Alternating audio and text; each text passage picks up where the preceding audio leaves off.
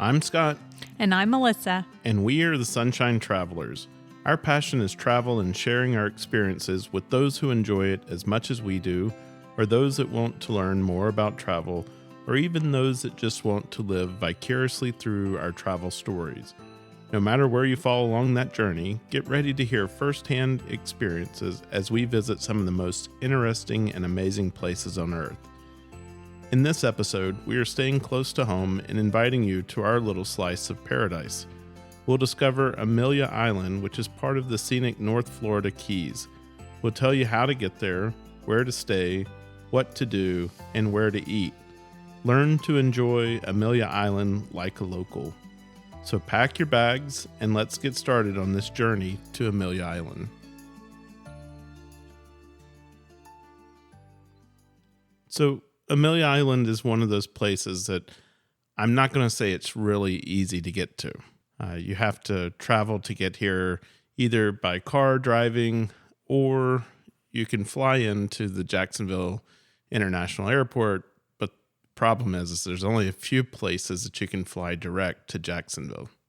That's true. And that's one thing about having moved here is that now, different from being in Atlanta, is we always have a connection whenever we travel somewhere else. So yes, you'll probably have a 2-stop plane ride unless you're coming from Atlanta or Miami, maybe a few other places.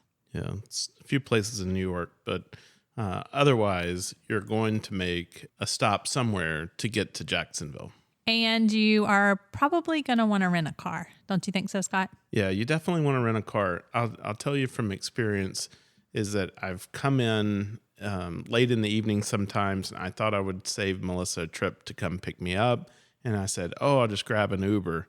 And when I opened the app and I chose the fare and stuff like that, where I was going, someone picked it up and then they would drop it. And then someone else would pick it up and drop it and drop it and drop it until finally, about 20 minutes later, someone finally picked it up. And I was asking the lady one time and she said, well, there's just not a lot of return fares coming back to Jacksonville from Amelia Island. And so, a lot of the drivers will not take that fare because they'll have to eat the return trip without a return fare. And that's true. And it's only half an hour, but that makes a big difference for them. And plus, once you get here, you are going to want to be able to spend some time in the town to shop and eat. And even if you're staying there, then you're going to want to be able to get to the beach. And so those two things are not right there together. They're close by, but you're definitely going to want a car. So definitely plan to rent a car too. And we'll talk a little bit about places where you could stay, where maybe it's easy access to both downtown and to the beaches and stuff like that. But I think you're right, is having access to some form of transportation while you're here is helpful. But if you are 5 to 6 hours driving time, you definitely probably just want to drive because it's going to take you at least that long to fly. Yeah, going through the airport, security, all of those things, and then trying to get away to get onto the island. Now, Jacksonville International Airport does have car rentals, so I just want to make sure that everybody's clear on that. You don't have to take an Uber. It does have car rentals there like any other airport, but we were talking about flying in and like you can in a lot of cities, just grab an Uber and go into town. It's not an easy thing to do to Amelia Island. So there's lots of different places to stay here. You have a wide variety of choices, really. I mean, you could rent a house. You could stay in a bed and breakfast. You can stay in a chain hotel. We have Courtyard, Springhill Suites, Hampton Inn, and then places like the Omni Resort and the Ritz-Carlton and different things like that. So, Scott, where would you tell people to start kind of looking for lodging? Well, I think it's important to maybe take a step back and talk about Amelia Island itself and how it's laid out. There's the north end of Amelia Island, which has downtown Fernandina Beach. It is a fantastic downtown atmosphere. And then you have the North Beach on that end, which is where a lot of people come to do shark tooth hunting and stuff like that. Nice beaches. But then you also have the south end of the island, which is where a lot of the big resorts are. So the Ritz-Carlton and the Omni are down in the south end. So you really have those two distinct areas, I should say, of where you can stay. And then that's also going to be whether you want to stay in a luxury resort or, do you want to come here and stay in a condo or a smaller chain hotel or somewhere like that. And true, if you are bringing a lot of people and you want to be able to have a kitchen and cook food and things like that, you're definitely going to want to look at something more like a condo or a house. You definitely want to check when you're looking for vacation rentals and condos, because there are some places where you can rent a few nights. There are some places that are kind of grandfathered in for has to be weekly rentals. And then there's some, just depending on their location on the island, where there are a month or more rentals. So just be aware of that as you're looking for, and that really is more for Airbnbs and house and larger condo type rentals. If you want to be right on the beach, it appears that there are a number of places where you can rent on a weekly basis that are right there on the beach. And that's, you can rent a whole house to yourself, or you can rent a condo from someone. And then there's even one hotel or maybe two that are right on the beach there. And it's one of the things that we really love about Amelia Island is that the beach is not just covered over with high-rise buildings. There are a few up on the north end of the island, right by the main beach. But other than that, it's mostly houses as you go down the beach towards the south end of the island. Yes, that's true. So just to give you some options. So if you are a Mariott person, there's a new Springhill Suites Courtyard by Mariott. That's kind of a combination that is, what would you say, a block away from the beach. Yeah. There is on the opposite end, down in the downtown where the marina is, there is a Hampton Inn. So part of the Hilton. And so there you'll be really close to walking distance to a lot of the restaurants, a lot of the nightlife that we're going to talk about as well. And then Scott mentioned also the Ritz-Carlton and the Omni. And so those are further on the south, but both of those are right on the beach as well. So that would give you some options for that. They also are golf resorts. So you would have those amenities also. And so he mentioned the ones right on the beach that are on the north part of the island would be the Amelia Seaside Inn, and that is right on the beach, and also next door to it, the Elizabeth Point, which is more like a bed and breakfast or a smaller inn as well. And then downtown, there's also several bed and breakfasts. So if that's, the town itself, the old Fernandina is from the early 1800s, but the late 1800s and early 1900s, some of these bed and breakfast houses. So you've got the Addison on Amelia, the Amelia Schoolhouse Inn, and then the Florida Inn, which actually has a restaurant we're going to talk about in a minute. And then there's the White House Bed and Breakfast. So those are going to date to the late 1800s, early 1900s, old houses, old Florida houses. And so looking at some of those might give you a unique experience as well. And the good thing about staying in downtown Fernandina Beach is that's where all the nightlife is. If you're interested in coming here and having things to do in the evenings, after maybe you've spent the day at the beach, downtown is where you're going to want to go. That's where all the nightlife happens. And then also, so let's don't forget to talk about camping. So we do have two state parks on the island. One of those, which is Fort Clinch State Park, does have camping, although we have been told that it's one of those places, especially recently. It is a campground that's right on the beach, but you have to make your reservations like 11 months in advance, and they book up super, super quickly. So just be aware of that. If that's something that you want to try to plan to do is camp at Fort Clinch, that you need to plan that in advance. Other than that, there's not really any other camping on the island. You've got a lot of options for you in places to stay, and those options go from probably a couple of $100 a night up to a couple of $1,000 a night, depending on whether you're, renting a whole house to yourself on the beach and things like that. But, once you get here, what are you going to do? So, of course, the beach is probably the main draw, is definitely the beautiful wide beaches. They're wider at some points than others. We often have tide pools just depending on how the storms and stuff like that change the beach landscape. There's also like a lot of public beach access. So even if you're not staying directly on the beach, there is a couple of places where there's lots of beach parking, and then every quarter of a mile up and down the main beach road, which is A1A, Fletcher Avenue, you're going to find like beach parking as well. There are lots of places to, park, and then it's just a little short boardwalk that takes you over onto the beach across the dunes.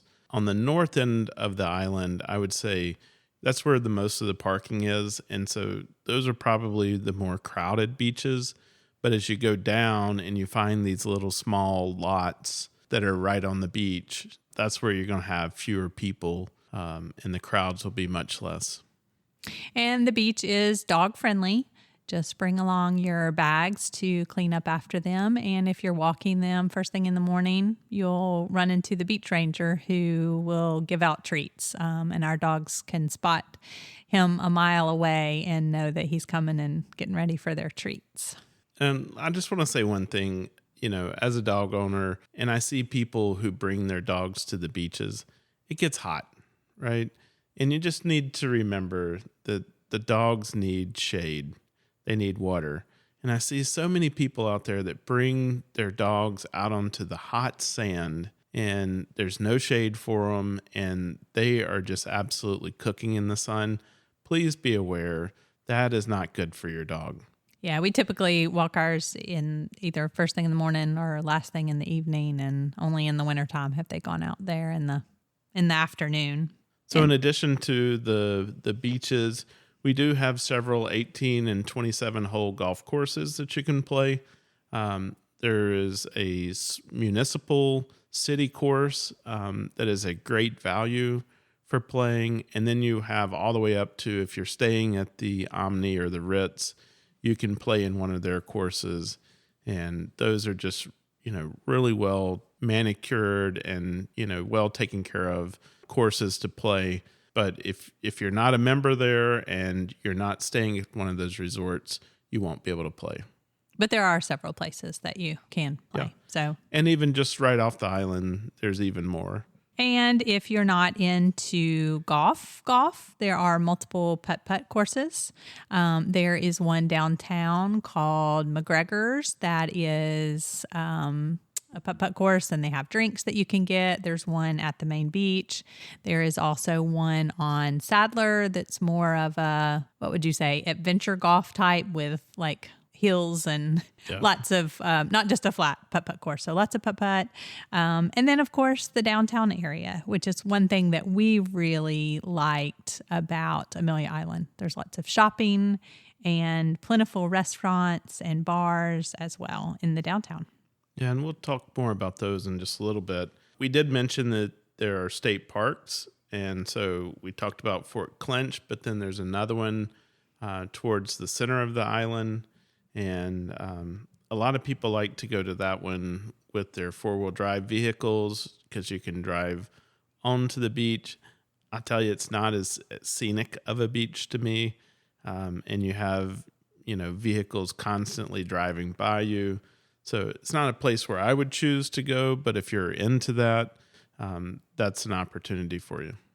Yes, and that's actually all the way on the south end before you cross the bridge going to the next island, which is Talbot Island. So. Yeah, you're right. I often think that it's in the middle, but it is down there on the south end. Yeah, but we should mention at Fort Clinch, you can just go for the day, even if you don't camp there. You can ride bikes up into Fort Clinch. It's got some beautiful stretch of road that you can ride bikes and has some trails. But a lot of people like to go, and then of course the fort, but a lot of people like to go to the beach just past the fort and look for shark teeth. Yeah, you'll see a lot of people out there that are, walking up and down the beach, and you'll see them stopping and picking something up and looking at it. And those people are out there looking for shark teeth. They're fossilized, shark teeth that are really old. And then they often find megalodon teeth as well out there, but I've never been able to find anything like that. I have some really small shark teeth, but nothing like what we see people post that they found at Fort Clinch and places like that. And let's talk about why real quick. Is the St. Mary's River is on that side of the island, and they dredge that river. There's a naval station, Kingsland, up there, and so they have to dredge that river. And so that is likely where why we have a lot of those shark teeth. That's a good point. You might even catch a submarine going in and out there while you're at Fort Clinch. So in addition to the state parks, one of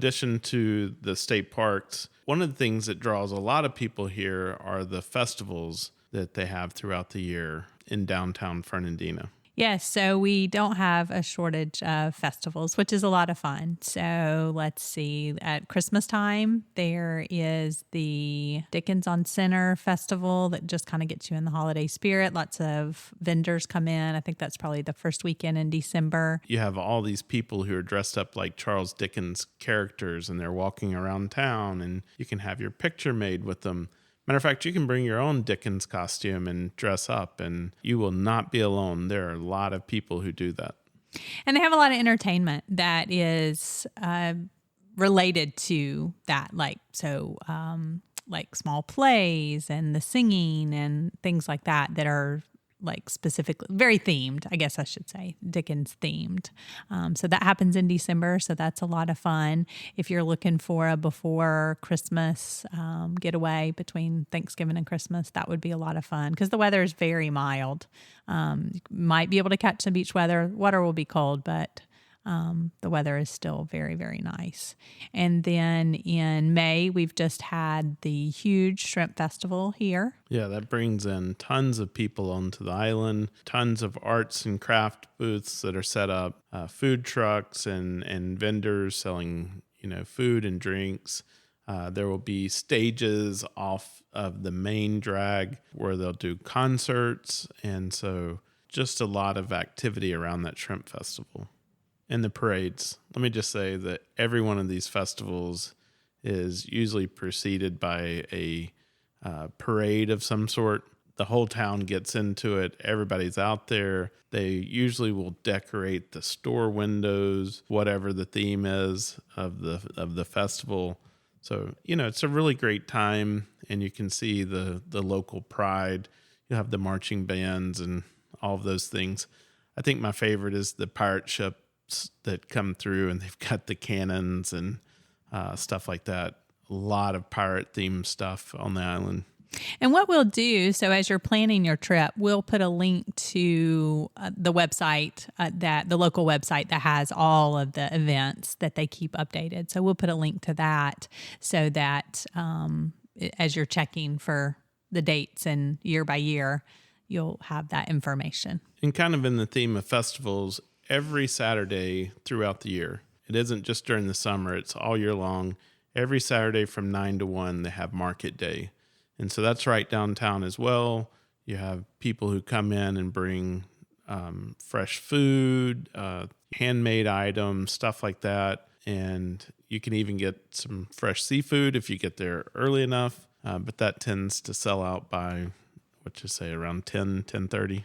Yeah, the shrimp probably pretty quickly, but there's other things that you can get. And so there's certain vendors that we like to visit all the time. So if you are renting a place and going to be for the whole week and you happen to be here on Saturday mornings, it's from 9 to 1, definitely stop by and pick up a few of your necessities from the Saturday market day. You can rent golf carts, you can rent e-bikes, you could ride around town on those. We also have a fantastic greenway that is about, a block from the beach that goes several miles. So you might spot some alligators and definitely some birds there, but it is walking friendly and bike friendly. So those e-bikes you could take, or regular bikes too, but take those downtown. Take those down the greenway, take them downtown, so you could really get around a lot on those bikes. And you'll see a lot of people out on the beach with those e-bikes as well. Yes, that's true. And I'd say there are tons of playgrounds for the little ones. So if you're traveling with small children and they just get tired of the beach for whatever reason, that's great. You can come off. You can go to these playgrounds. There's a playground at the beach that usually has, during the summer, it has a shade over it. So they can play over there for a while and get their, energy out. There's several around town. Great places for the entire family. So there's a playground called the Pirate Playground. And so if you haven't noticed a theme, pirates are very big here on Amelia Island, Fernandina Beach. But look that up if you have kids, because that's a fun little playground that is at the end of the Greenway. So in addition to, some of the things to do outdoors, there are lots of local shops. Yeah, so if you're just looking for some authentic surf shops, but they sell everything from bathing suits and cover-ups and flip-flops and rash guards, sunscreen, sunglasses, but just to support some local shops. They're super adorable. And so one of them is across from Main Beach called Driftwood Surf Shop. And then Amelia Surf Co. is near Sadler Road Beach, near Sliders. And it's actually connected to a place that has acai bowls and smoothies. And so, I would definitely recommend, if you're just in need of those things, that would be a couple of great places, and you can support local by shopping at one of those. And let's talk about shops downtown. So everything that you can think of as well. So if you are looking for some souvenir t-shirts, you've got that. If you're looking for, there's a Christmas shop, and there's ladies wear and jewelry and housewares. And so just everything. So if you happen to have a day where you are in the middle of the day and it's just too hot to be at the beach, or it's raining or whatever, you definitely want to go down and just stroll downtown and grab some lunch and hit up a lot of those shops, because they're just cute and a lot of fun. Yeah.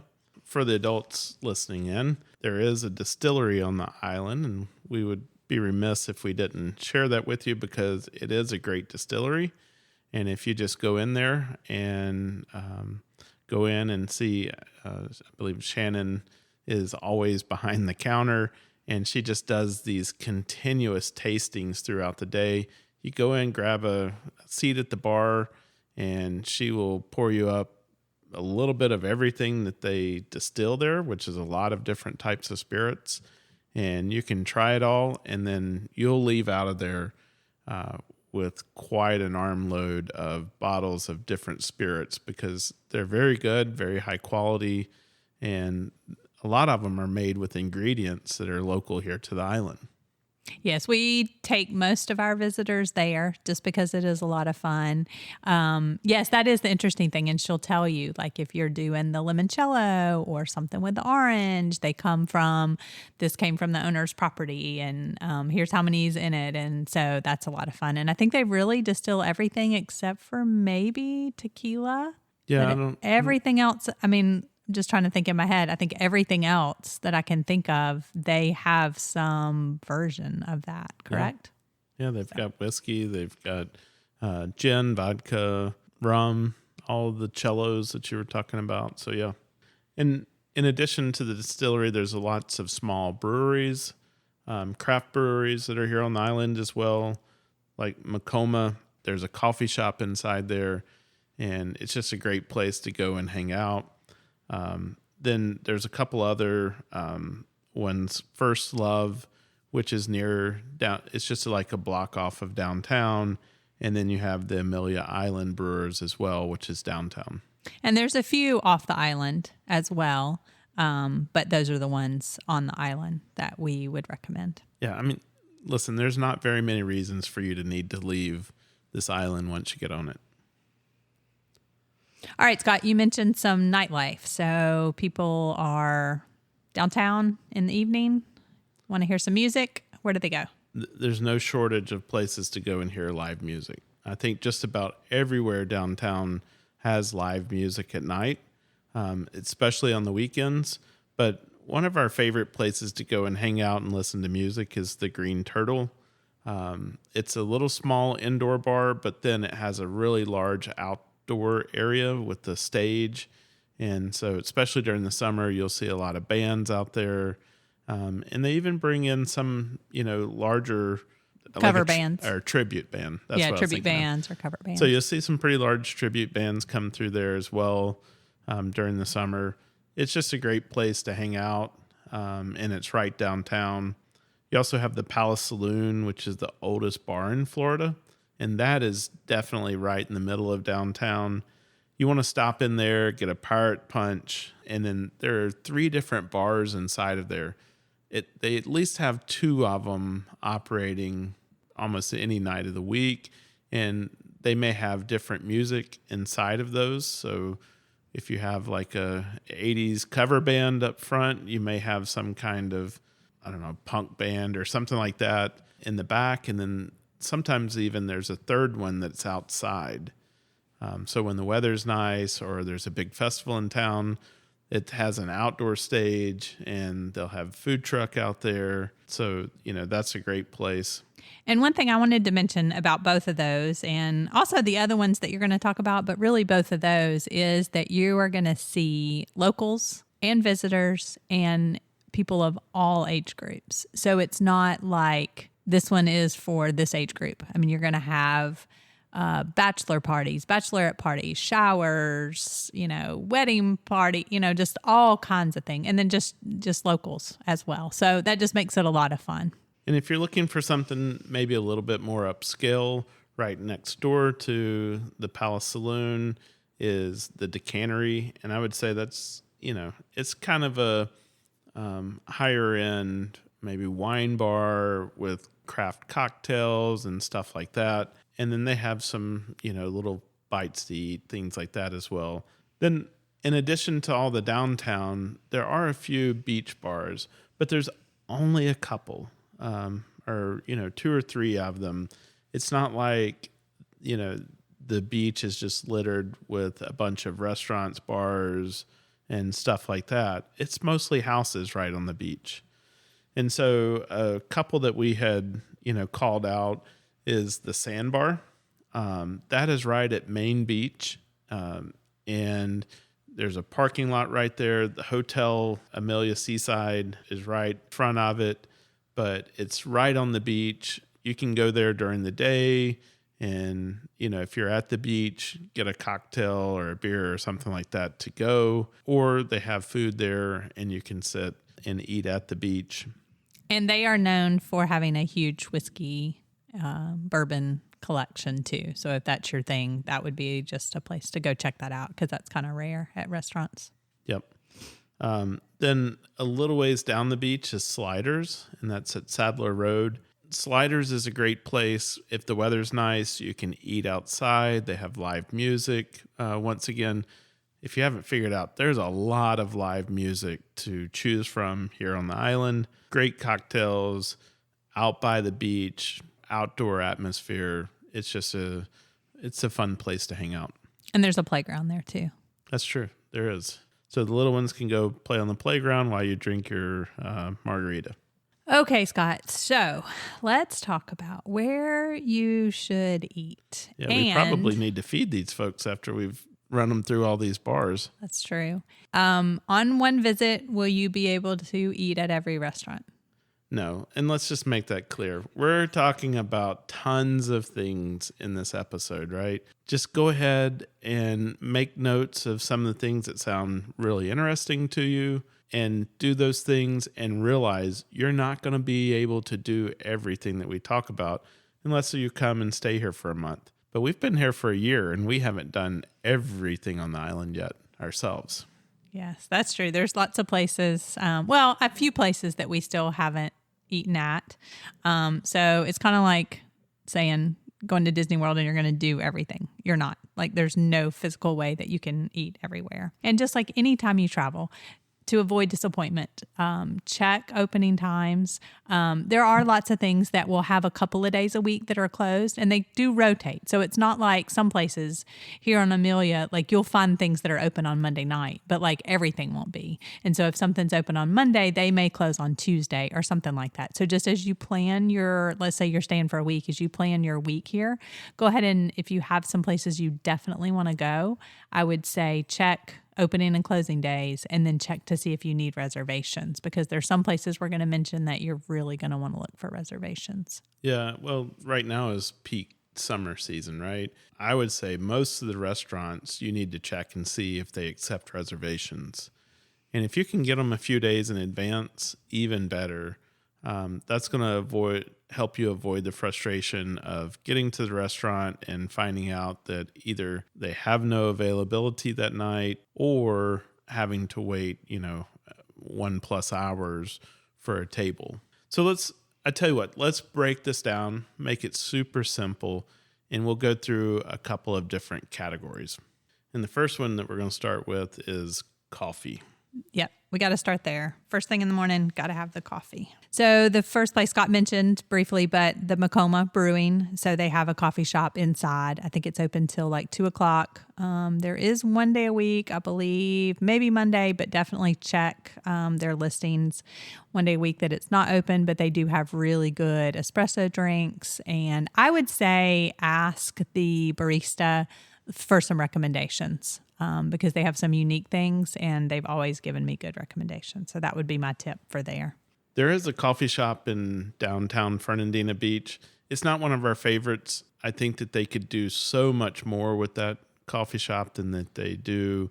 But if you're downtown, you're looking for a cup of coffee, pop in there, grab a cup of coffee. But there are definitely some other places that we would recommend first in terms of coffee shops. Yes, and our new favorite place that has just opened is called 1928. It's actually a Cuban cafe, and they had some shops in Jacksonville, and so they've just opened one on the island. So they have great breakfast, and they have really good coffee, espresso drinks. They also do lunch and sandwiches and some things like that too. But if you want a really good cup of coffee, and you can ask them for recommendations too. But yeah, and good. That's Cuban coffee, so. I think they can do your normal espresso and stuff like that. But then in addition, they have various Cuban coffee drinks as well. So lastly, on the coffee, I would say if you're a stickler and you love Starbucks and you think it's just the greatest thing, there is a Starbucks on the island where you can get a cup of Starbucks.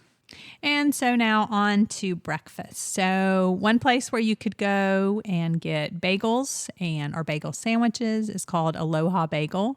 And it is on 14th as you go to downtown, so not right downtown. So look that up. They also make sandwiches. So that's a great place where you could just they have coffee too, but not espresso drink coffee, just various flavored black coffees. Yeah. There is a place right in downtown. It's called the Garden Street Bistro. This one you'll definitely want to have reservations for. It's a very small outdoor cafe. I think they have a few tables inside as well. A little bit on the pricier side, but absolutely delicious breakfast foods. And one that we really like is called the Patio. We like it for various meals, but on the weekend they do have a nice brunch.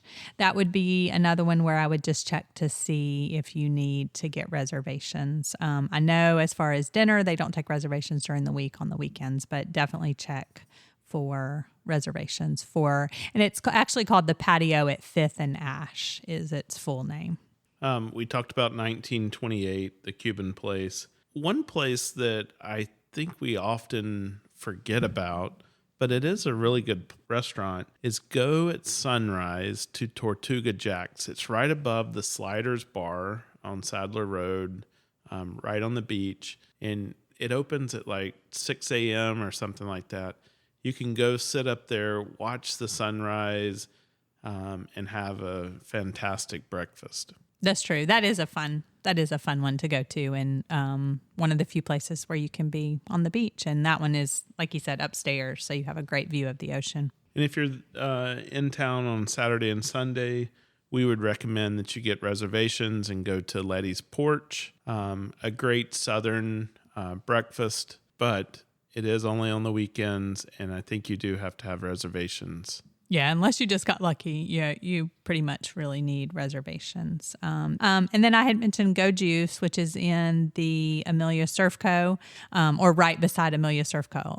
So that would be a great place if you just want like coffee beverages or smoothies or frozen coffee beverages, I should say, smoothies or acai bowls. That's a great little place to go for some fresh. Yeah, if you're big milled out, from going out to all these restaurants and staying out late and going to the bars and stuff like that, that's probably a good one. You can get a smoothie, something light for breakfast. All right. And I should point out, too, is that we are not going to possibly be able to mention every restaurant.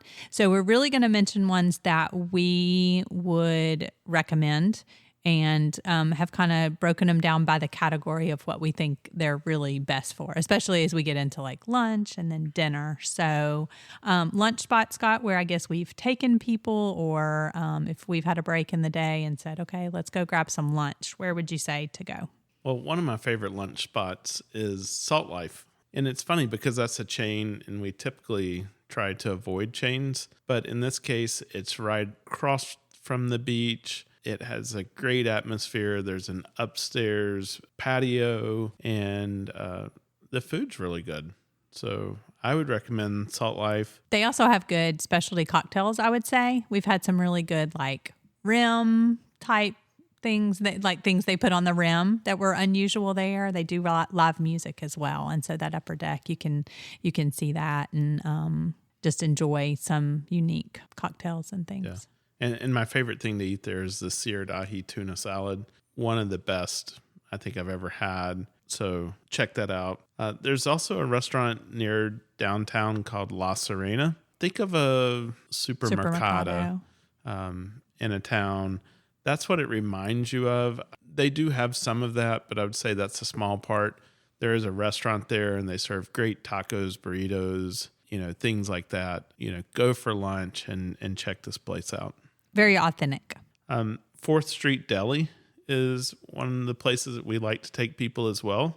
And you go in there and they have what they have. And as they give out of it, it's not there anymore and they'll close down when they're sold out. So you might want to get there a little bit earlier because they do tend to run out of things. And it's one of the delis where you can get, so the sides, like, yes, you can get chips, but the sides are things like the broccoli salad, the macaroni salad. They have a Greek salad usually and like a strawberry pecan salad and just different salads watermelon. So different little salads like that. So it just feels like a really good deli where you can get like the sandwich and a little salad or whatever. Yeah.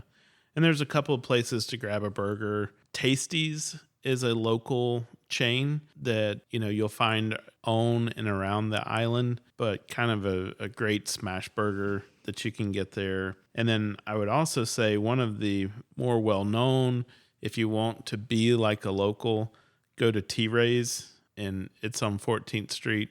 But that's one of those locations where there's no reservations.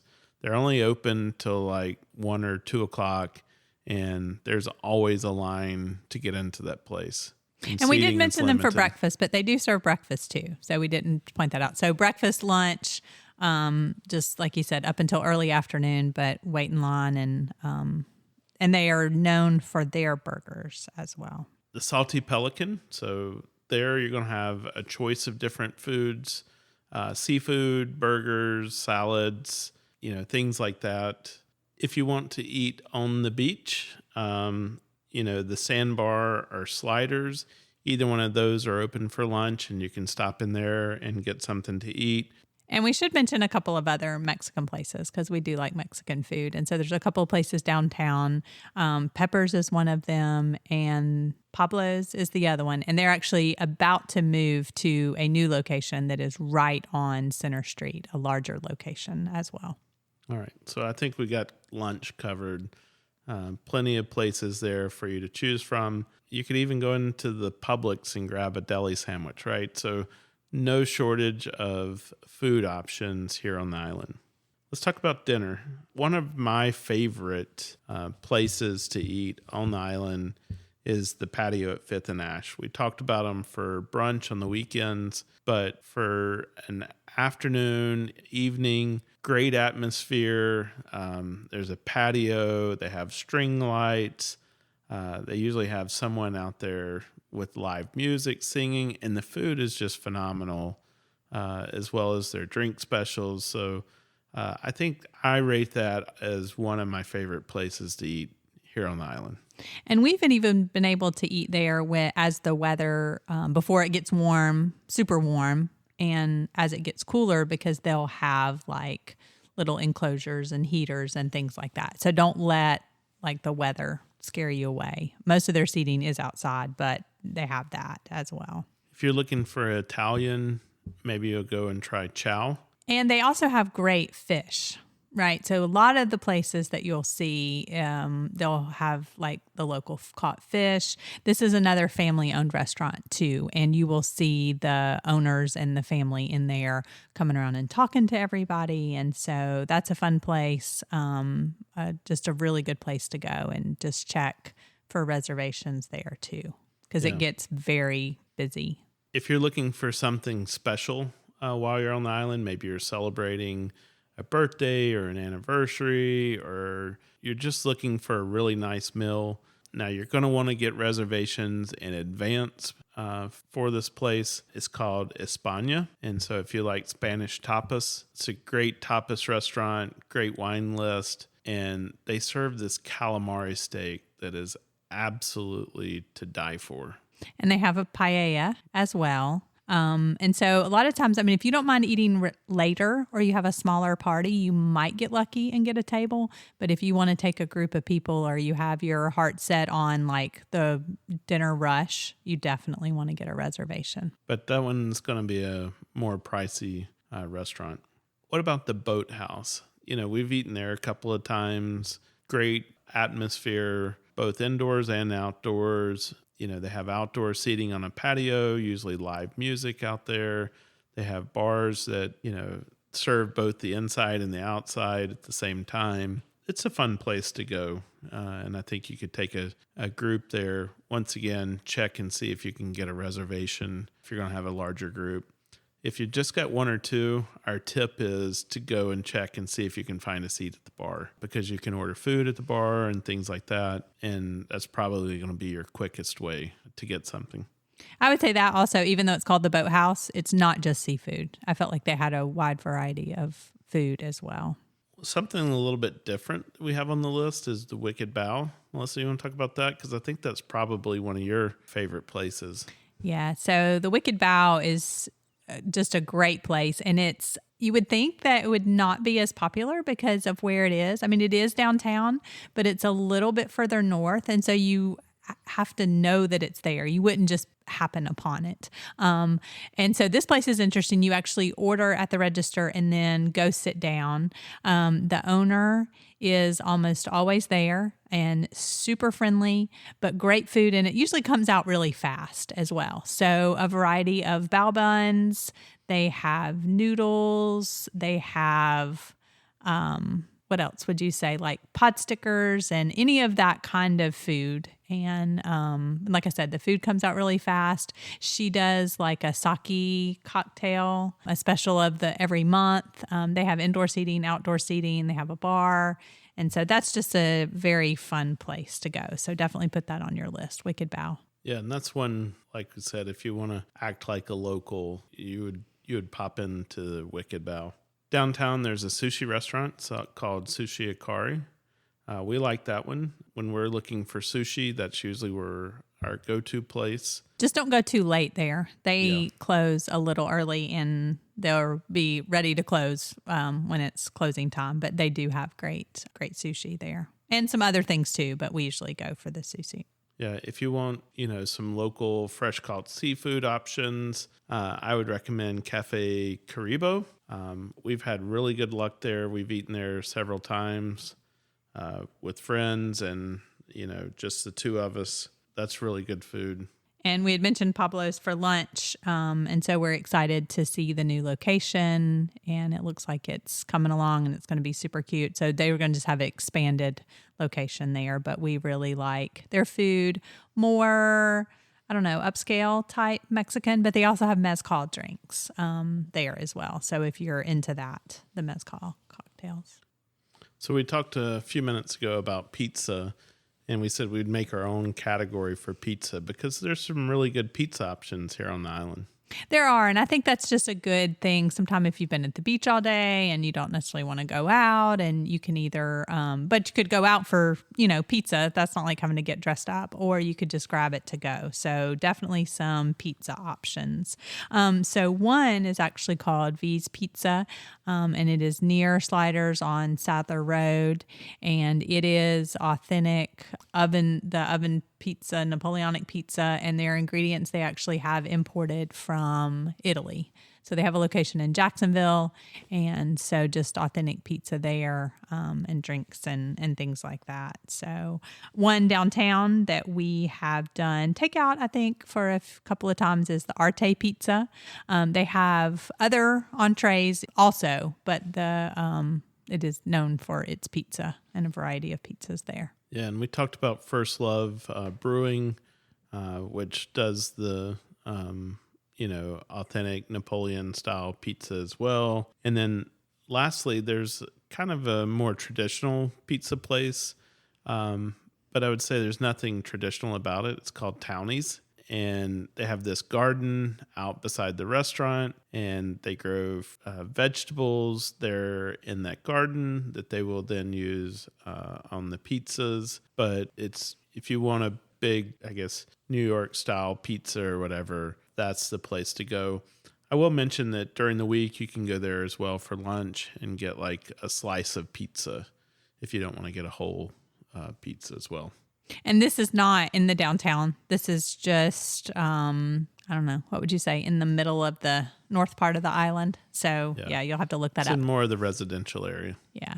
And so there are a few other pizza places. We just haven't been there or tried them, and so are not going to mention them here. So. Yeah.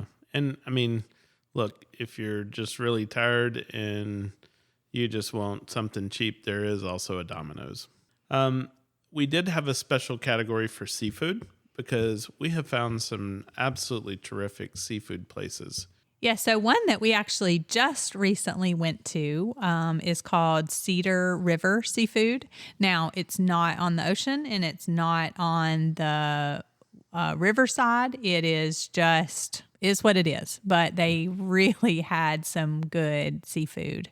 And if you're looking for like senior specials and stuff, they have good senior specials as well. So, but fish and crab and shrimp, and you can get it steamed or broiled or blackened or fried, and then it just comes with your traditional side. So fries and coleslaw and just all your collard greens, salads.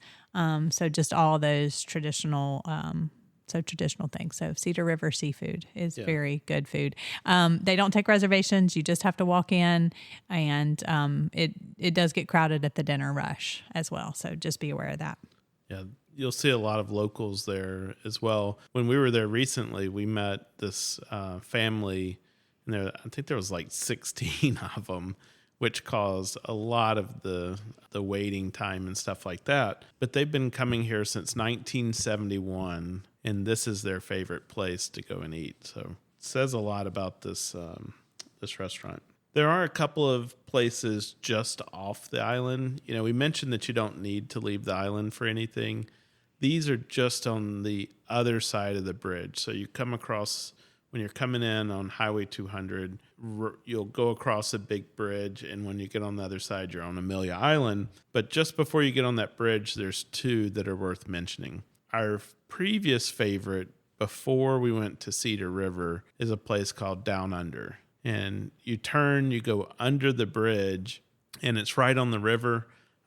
Really good seafood. On a nice day, you can sit out on the patio. You'll see boats going by.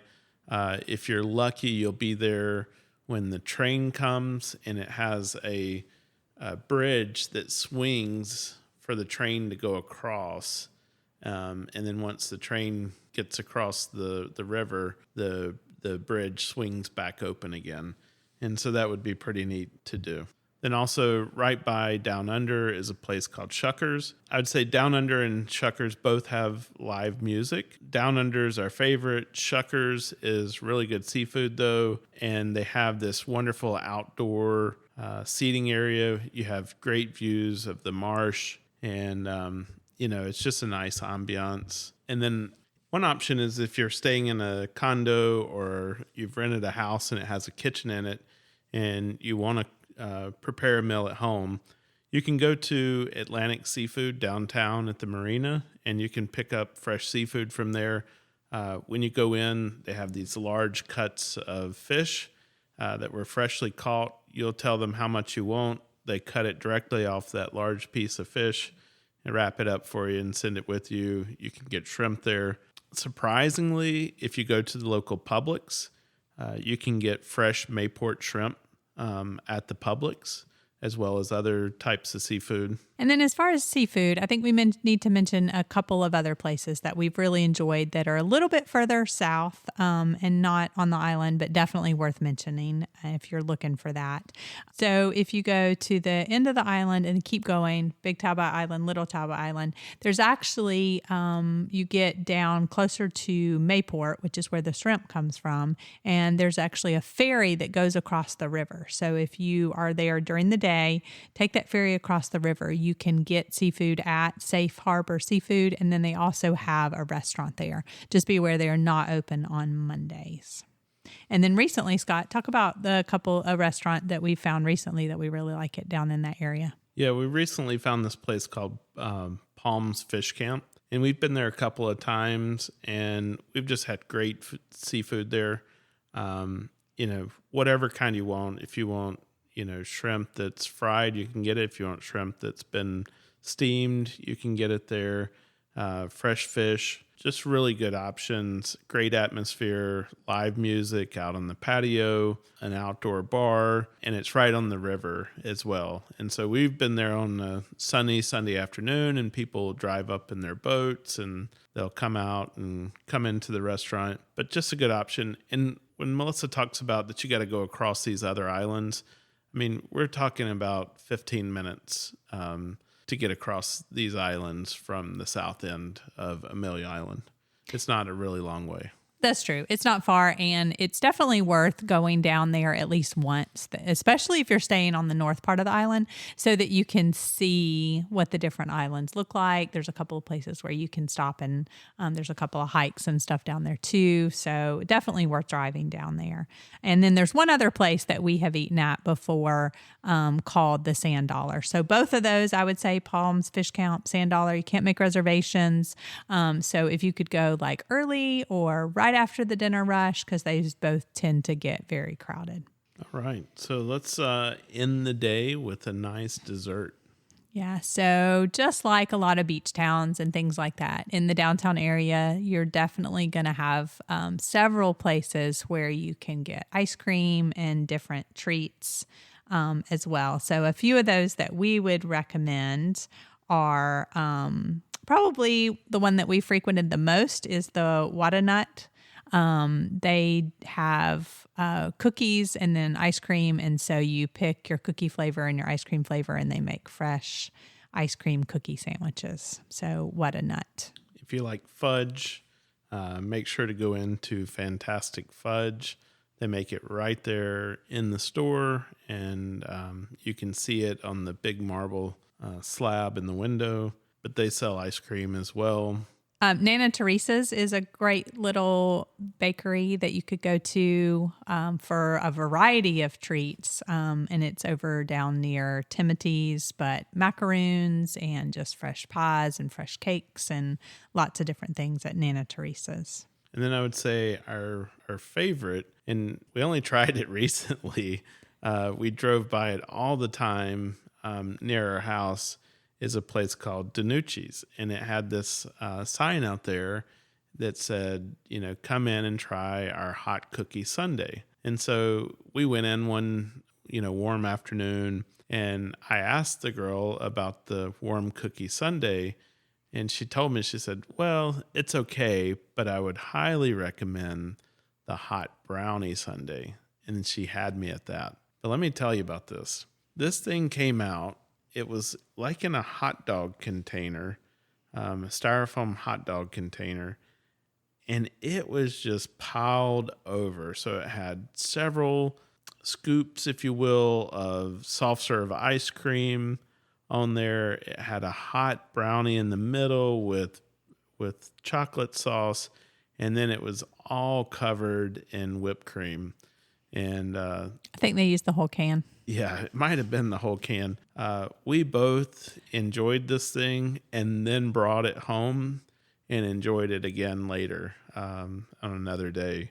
It was a lot, but it was an absolutely fabulous dessert. But in addition to that, they also have hand-dipped ice cream and then Dole Whip. Right. They have the dairy-free Dole Whip, and they change out the flavors just depending too. So a lot of variety there.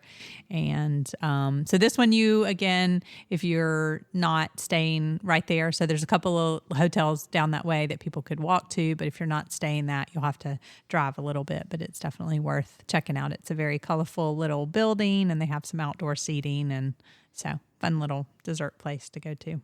Well, we spent a lot of time talking about food. That will just give you an idea of how many different options you have when you're visiting here. And, take some of these, go try them, but just realize is that unless you're staying here for a really long time, you might have to save a few of them for your next visit. So we mentioned, and just want to reiterate, that in the summertime or busy holiday times, the places that we've mentioned, you definitely want to try to get reservations. They will fill up. And so just to avoid disappointment, check opening times and opening days and reservations as well. So in the summertime, in the afternoons, definitely be prepared for a brief shower or thunderstorm. And it may not rain everywhere on the island, but you probably will see some lightning and some different things like that. So just be prepared for that. Yeah, take that as an opportunity to go grab a nap or to get ready for the evening. And just remember, the majority of all nightlife is in downtown. So in addition, Scott mentioned the Publix and getting some shrimp. So as far as grocery, there is a small Walmart on the island. It's one of the small, I like to say, the old school traditional Walmarts. And so they have a few grocery items, but not like a lot of fresh things. But there is a Publix and a Winn-Dixie in that same general vicinity where you can get everything that you need.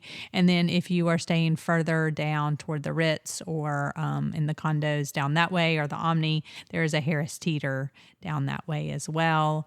And then if you're looking for something more like health food, so if you're like used to like a Whole Foods or a Sprouts or something like that, there is a local place that I like to frequent as well called Nassau Health Foods. And so they have some actually local produce and then just the things that you would typically find there. And if you enjoy, like I do, poking around in hardware stores in small towns, there's an Ace Hardware right as you come across the bridge. And it has, in addition to all of the hardware stuff that you would think of and garden center, but it also has beach gear, sunglasses, flip-flops, beach wear, Yetis, big selection of Yetis, probably one of the biggest selections of Yetis I've ever seen. And then other gifts that you might be interested in. So with every destination episode we do, we asked Melissa, what do you need to pack? So definitely pack your bathing suits and cover-ups. And for kiddos, if you like for them to have like rash guards and things like that, you're going to want to have those. The sun is pretty intense in the middle of the day in the summer. So lightweight tropical clothing, tank tops and shorts, flip-flops. And I would say if you're going to try some of these places, especially the ones we've talked about that you need reservations, bring sundresses or nicer resort type wear for the evening. Shorts and collared shirts or button-up shirts are okay for men. You wouldn't necessarily need to bring pants.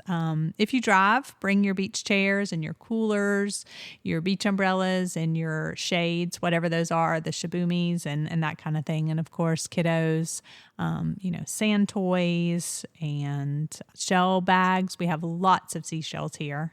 And so a good book for the beach or bring along your Kindle.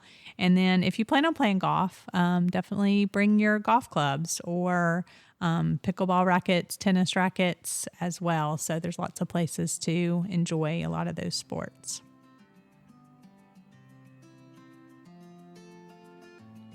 Now you see what attracted us to Amelia Island. There's plenty to do and eat while you're here. You won't be able to do it all, so enjoy what you can and save some for your next visit. As always, if you have a favorite on Amelia Island that we didn't cover, send us a note or leave a comment. We often find inspiration hearing each of your travel stories. We hope you enjoyed this episode and will find some inspiration for your next trip. Most importantly, follow our podcast, leave us a review, and share it with your friends to help them catch the travel bug. You never know, they may become your greatest travel companions.